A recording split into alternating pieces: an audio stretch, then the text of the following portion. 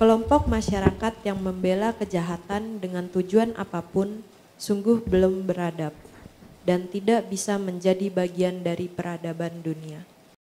Membela kejahatan tidak harus lewat suara, tidak harus lewat tindakan. Tapi ketika kita melihat suatu kejahatan terjadi dan kita diam, itu pun setengah membela. Bahkan dalam bahasa Inggris, dalam bahasa hukum pun disebut accomplice. Dia ikut mendorong terjadinya kejahatan. Nah, ini yang terjadi dalam masyarakat kita, dan itu yang membuat kita tidak bisa beradab. Masih jauh dari peradaban.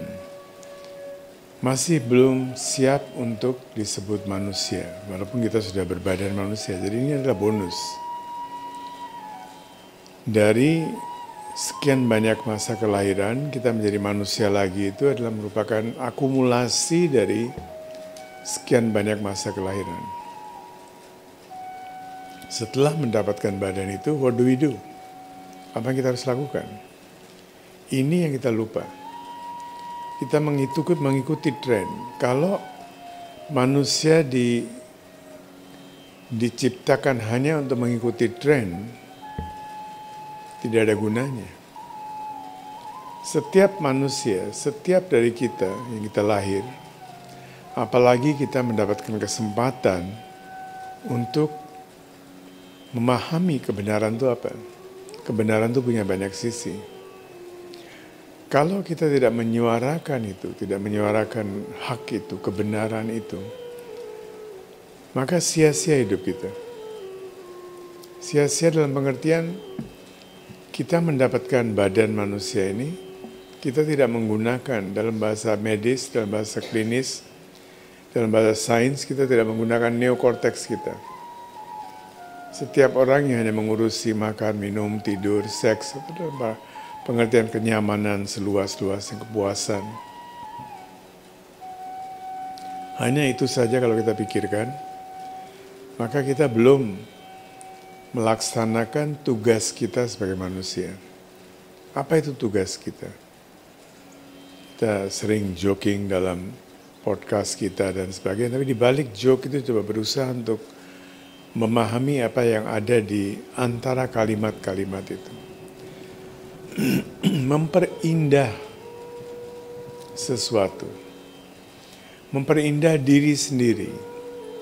Bukan menjadi model atau melapisi, mengolesi badan dengan satu badan dikasih bedak, tidak. Tapi bagaimana kita memperindah, mempercantik sikap kita, sifat kita. Bagaimana kita bisa berevolusi ketika kita mendapatkan badan manusia. Ini sudah evolusi yang luar biasa. Suatu lompatan kuantum itu. Setelah mendapatkan badan manusia ini, kita seperti para peraih hadiah Nobel, atau peraih hadiah yang bergengsi di dunia ini. Mereka bisa kreatif sekali sebelum meraih hadiah Nobel. Begitu mereka meraih hadiah Nobel, kreativitas mereka berhenti. Dan jika itu terjadi, berarti sia-sia penghargaan itu.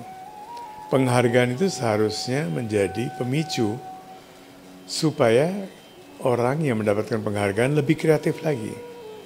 Tapi kebanyakan kalau saya mempelajari kehidupan para Nobel laureate, para penerima hadiah Nobel, setelah mendapatkan Nobel mereka berhenti, mereka tidak berkarya.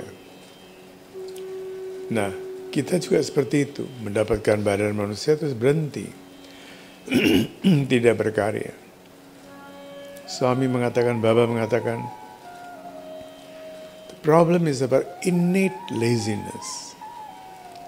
Sebagai binatang, kita tuh manusia makhluk yang lazy. Seekor binatang tuh bergerak hanya untuk mencari makanan, walaupun kelinci kelihatannya lompat-lompatnya. Kelihatannya aktif sekali. Tapi dia berhenti pada itu aja. Anjing kelihatannya aktif sekali.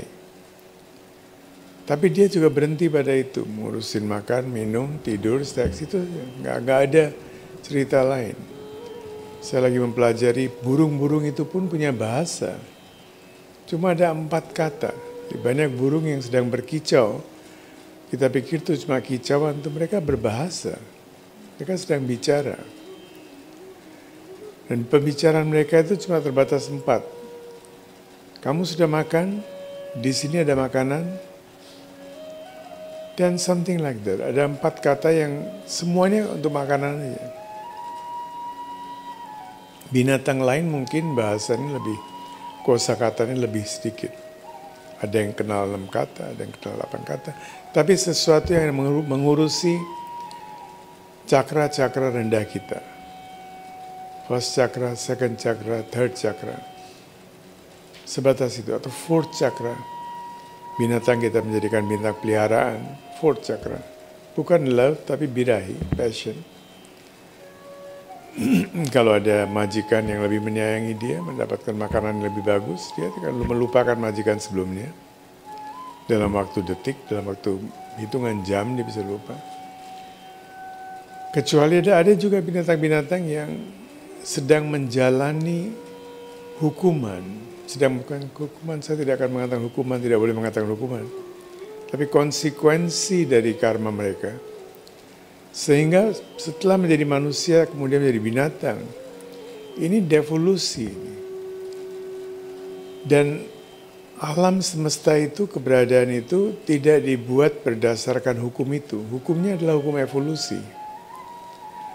Hari ini kita manusia, besok kita menjadi manusia yang lebih baik. Ketika dia menjadi binatang, itu adalah devolusi. Dan kemudian dia menjadi kucing atau anjing atau binatang lainnya. Masih kebanyakan mamalia. Atau binatang lain masih dalam spesies itu.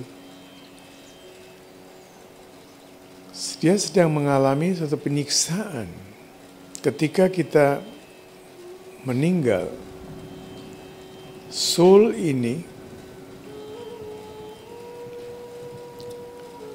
masih utuh dan dia bisa lahir sebagai manusia dengan kondisi-kondisi tertentu utuh. Tapi ketika seorang yang sudah mengenal spiritual, ini ada pilihan yang luar biasa. Kalau sebagai konsekuensi dari perbuatan kita di masa kini, kita lahir lagi sebagai manusia juga, bisa sebagai manusia yang lebih baik, bisa menjadi manusia yang lebih jahat. Krishna mengatakan, yang lebih jahatnya akan menjadi lebih jahat lagi, karena dia tidak sadar dia. Dia menikmati kejahatan itu. Tapi ketika orang ini sudah cukup sadar, dan ketika dia meninggalkan badan, maka dia mengalami satu penyesalan. Tidak semua orang mengalami penyesalan. Bahwa saya telah berbuat hal-hal yang tidak cocok. Dan dia bisa memilih. Dia bisa memilih sebagian dari soul dia itu, karena dia sadar. Ini saya akan buang waktu banyak sekali nih, gara-gara kesalahan 1 atau 2 atau 3. Sebagian dari soul itu menjadi binatang. Untuk menderita. Sebagian dari soulnya lahir dalam satu keluarga yang jauh lebih rendah kualitasnya dari keluarga sebelumnya. Untuk menderita, untuk menyadarkan dirinya. Sebagian soul bisa lahir dengan kondisi cacat. Tapi dia punya keahlian berdasarkan masa lalunya. Dia bisa memisahkan soulnya menjadi 3-4 bagian paralel, hidup bersama, untuk mempercepat evolusinya. Ini adalah kondisi orang-orang yang mati dengan sedikit kesadaran. Kalau dia tidak sadar, ya seutuhnya dia lahir kembali itu saja. Jadi kita harus hati-hati sekali seperti tadi yang dikatakan. Kelompok-kelompok dari orang jahat, sejahat-jahatnya manusia itu adalah manusia yang menarik dalam Mahamaya ini. Ada satu lagi saya masih ingat betul.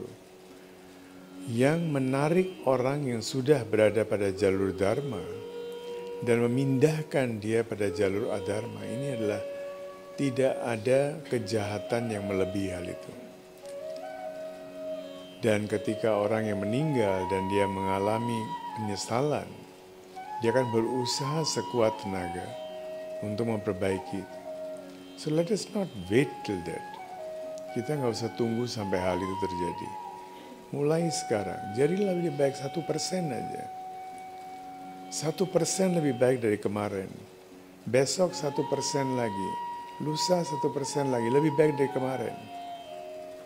Dan dalam 3 bulan kita bisa menjadi 100% lebih baik dari 3 bulan sebelumnya. Jadi nggak usah berjanji yang muluk-muluk dengan diri sendiri pun nggak usah. Usahakan berubah total, berubah sedikit aja. What is within your capacity? 1%, nggak akan terasa. Nggak akan terasa. Dengan cara itu kita bisa menjadi kontributor di dunia ini. Dan dunia ini satu living organism, bukan cuma kita aja living. Semuanya adalah living organism. Termasuk dunia kita ini living organism. Seutuhnya dunia ini ada satu unit kehidupan. Dia juga sedang berevolusi.